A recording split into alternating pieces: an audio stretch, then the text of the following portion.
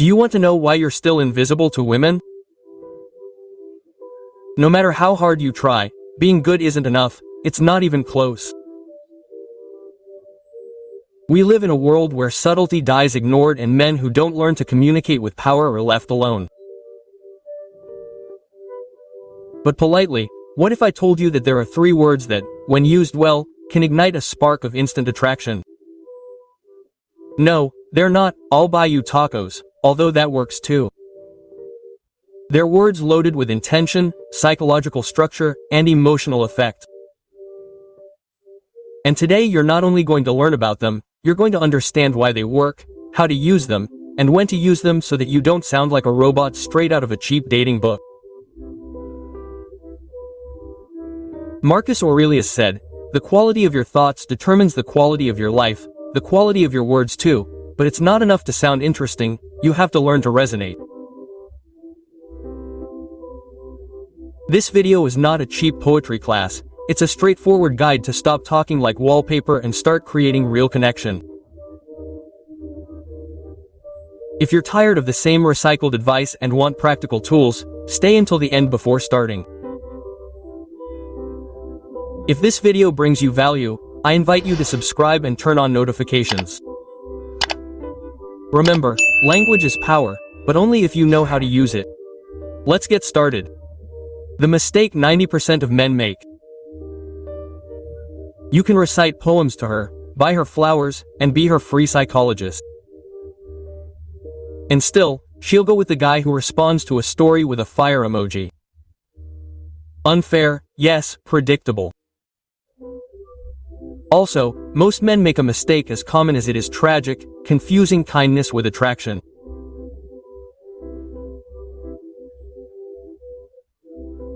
They think that if they are good enough, attentive enough, and available enough, they will eventually be rewarded, as if the love is a coupon that accumulates points, but emotions don't work that way, and even less so feminine emotions, which respond to subtle stimuli, implicit language, and presence.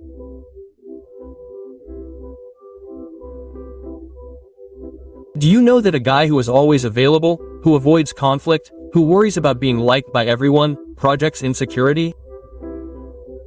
And the worst thing is that he doesn't even realize it. He thinks he's being mature, patient, empathetic, but from the outside he looks like a wet cat asking for approval. The key is to change the focus. Instead of trying to be liked, start communicating from a place of certainty. Words that attract are not magical, but they are revealing. What you say should show internal value without literally saying "I am worthy." And that starts by stopping talking as if you were asking permission to exist. Epictetus said, "No one is free who is not their own master."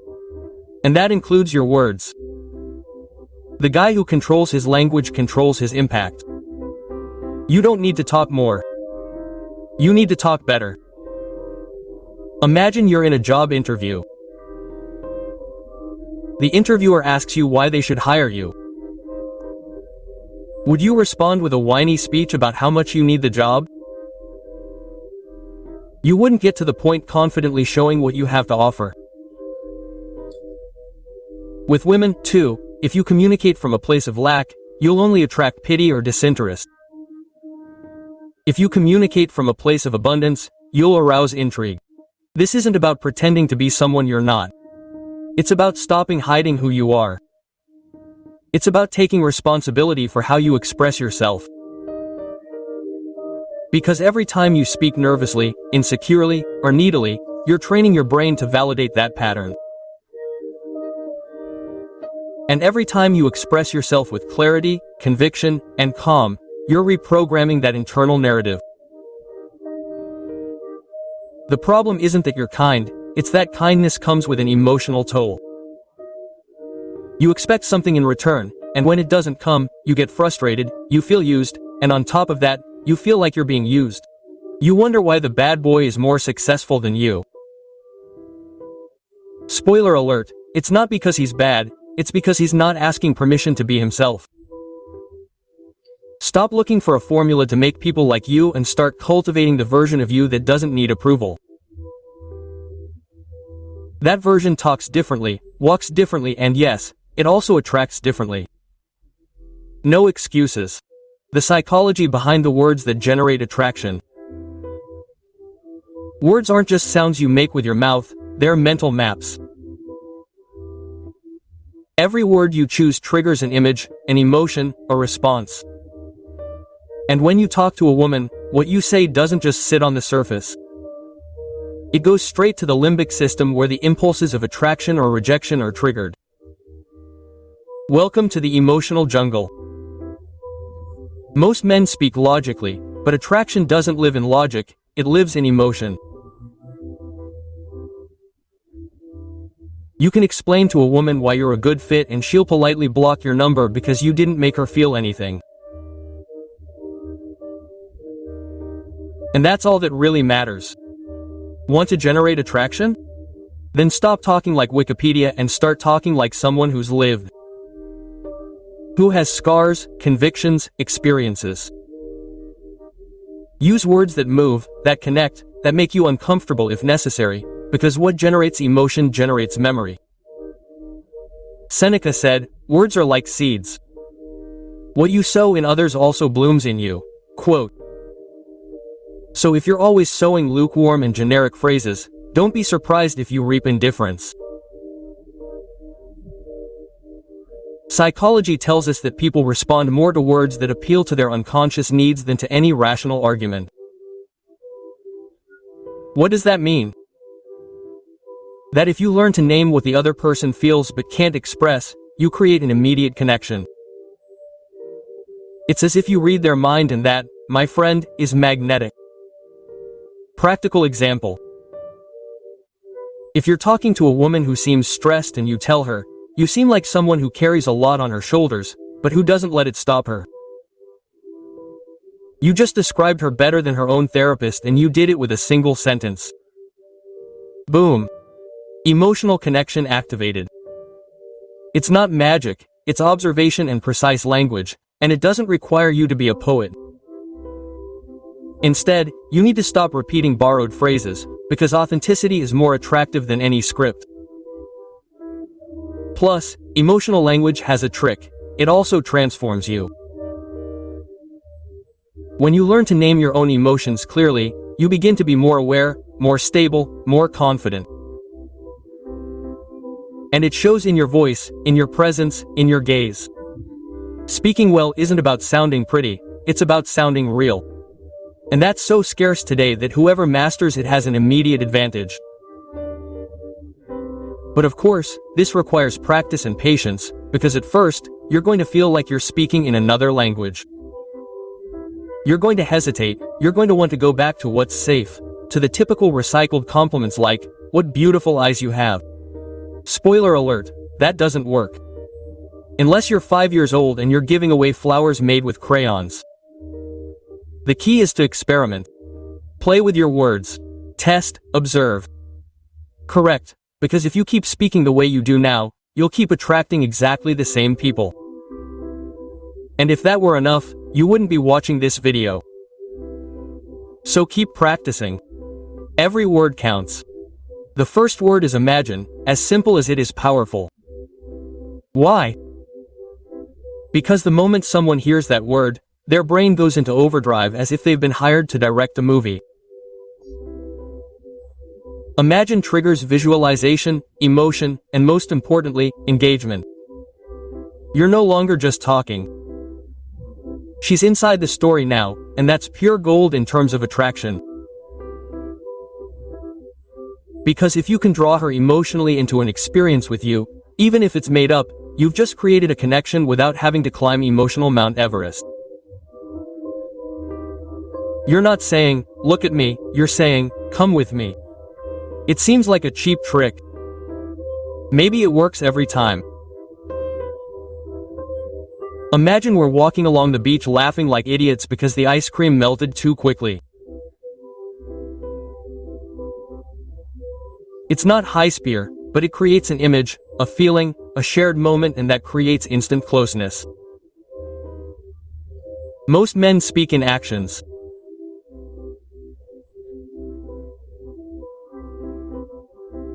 I went to the gym, I work in finance, I like movies. Okay, great. And that's not with, but say, imagine an afternoon where there's no clock, just you and me eating pizza guilt-free, and suddenly you're not just another guy with abs. You're an emotional experience. Marcus Aurelius wrote, "A man's life is what his thoughts make of it." If you can make a woman think of images that make her feel good about you, you're halfway there. Do you want them to listen to you? Make them see. You want them to remember you, make them feel. And you do that with guided imagery, not with your resume. But mind you, this isn't about making up fake stories or manipulation. It's all about using language as a bridge. If she can imagine something with you, you're no longer competing with others. You're in her mind, in her scenario, in her movie. Use imagine as a trigger. Don't say it mechanically. Give it rhythm, emotion. See how she reacts. Adjust. Be natural, because if you use it as a trick it'll be noticeable, but if you use it with the real intention of connecting it'll be felt.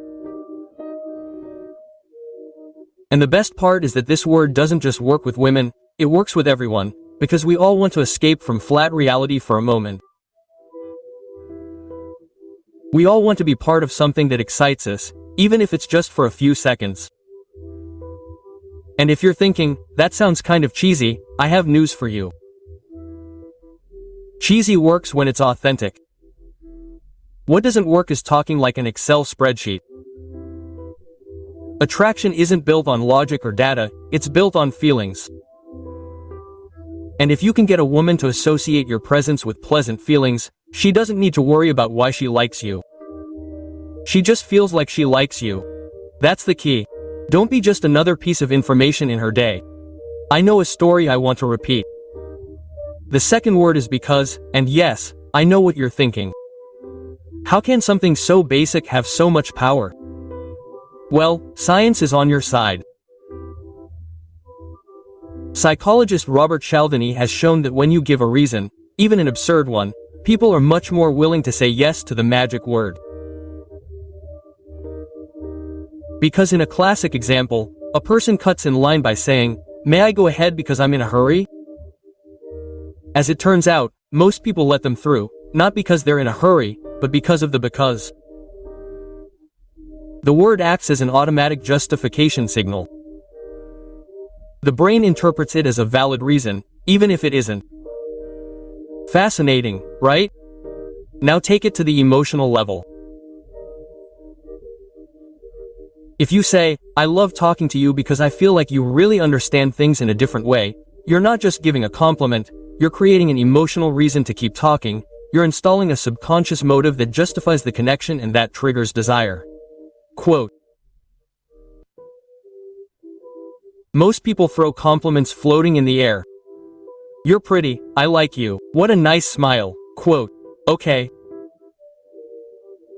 But when you say, 'I love your smile because it brightens the conversation,' you've just turned a random compliment into a statement that creates emotional connection." The Stoics talked a lot about logos, reason. And in this case, the funny thing is that using the word because creates the illusion of logic, even when you're appealing to emotions, is like a verbal Trojan horse. You seem rational. But you're sneaking in a disguised, intelligent emotion, right? And mind you, this isn't about manipulation, it's about communicating clearly, because saying why requires you to give context, and context adds depth.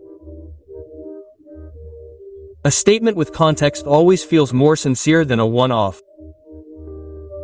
It's like giving flowers with a handwritten note. It doesn't cost that much more, but it makes a difference. And yes, you can also use it to reinforce boundaries. I'd rather not go out today because I need to recharge my batteries. Boom. Not only are you communicating your decision, but you're doing it from a place of self-care, and that, far from weakening you, makes you seem more whole. Attraction isn't just about what you say, it's about why you say it. And when you make that why explicit, your message becomes more believable, more human, more relatable. So the next time you're about to say something important, add the why, do it with intention, not as padding, but to build meaning. Because when a woman understands your intention, she also understands your value. Do you see? Now a word that is so common can become your best ally if you know when and how to use it. It's like garlic in the kitchen, it doesn't draw attention, but if it's not there, it shows. The problem is that many people speak without intention, without structure, as if words were decoration instead of direction. Use because as an anchor, as a bridge, as a spark. The third word is we. Just like that. 2 syllables that can change the entire game. Because while I talks about you and you puts pressure on her, we creates a bridge, invites, unites and most powerfully projects the future.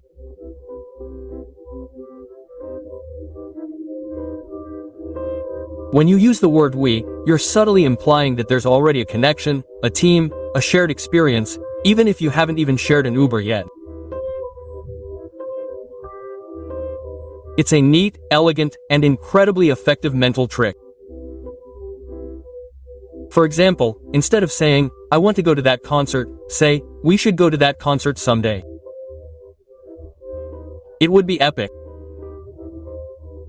Suddenly you're there with her, dancing, laughing, creating a mini fantasy where you're already part of her story.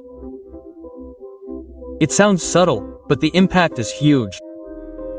Language creates reality. That's one of the oldest premises of Stoic philosophy. Epictetus insisted, it's not what happens to you, it's how you name it. And when you name an experience as shared, your brain starts to assume it's possible, even desirable. Sound like a stretch? Then explain to your brain why it gets excited about scenes from movies you've never experienced. Because visual and emotional language activates the same circuits as real-life experience. And with the word we, you're projecting that shared experience directly into her nervous system. Also, S creates complicity. It creates a sense of teamwork, and not just any team, one with chemistry. It's like saying, you and me, together against the world, but without sounding like a soap opera villain. Of course, use it wisely. Don't throw it out there every 3 sentences or it will lose its magic. It has to feel natural, as if that dynamic already exists. If you do it right, she won't think you're being forward. She'll think you're someone who's easy to imagine something with. And that's the goal, for her to imagine you. Because when a woman can project herself with you, she begins to connect with you with positive emotions, with stability, fun, complicity, with an S that makes sense. Many men fail because they speak from a distance. They position themselves as observers, as candidates, but those who generate real attraction speak as if the story is already beginning. And that's what S allows. Imagine a normal conversation. We should try that new ramen place. They say it's amazing. It's not a direct invitation, it's not pressure, it's a suggestion disguised as complicity. And if she smiles, if she follows the idea, you know the seed has been planted. So the next time you're talking to someone you're interested in, don't just say I think or you should. Introduce yourself to we, and watch how the tone, the response, the connection changes. And if they ask you if this is really working, think about this. How many times has someone included you in a we, and you felt like you were already in? Exactly. The word creates belonging. And when a woman feels like she can belong somewhere with you, you're not competing with others. You're creating your own league, do it fearlessly. Conclusion, you've made it this far. That says a lot. Today you discovered that you don't need to be the best looking, the richest, or the most outgoing to attract. You just need to understand how to speak from emotional power. And that starts with 3 words. Imagine, because we is each a tool. Imagine opens the door to emotion because it gives meaning to what you say, and we creates the illusion of connection before it even exists. It's not magic, it's psychology applied with intention. Many men look for tricks, miraculous phrases, but those who really make a difference are those who dare to communicate clearly, with emotion and with purpose, because at the end of the day it's not just about attracting, it's about truly connecting. Marco Aurelio said, "The happiness of your life depends on the quality of your thoughts." I would tell you, the quality of your relationships depends on the quality of your words. Quote. And now you have 3 that can change the game. If this video gave you tools, clarity, or simply made you think differently, subscribe and turn on notifications. Let me know in the comments which word resonated with you the most or which one you are already using. Remember, this channel is not about repeating empty phrases, it is about creating men who communicate with power. See you in the next video. Until then, speak less from necessity and more from your truth, because the words you choose the world hears and reacts to. And remember, every conversation is an opportunity. Don't waste it with empty words. Never.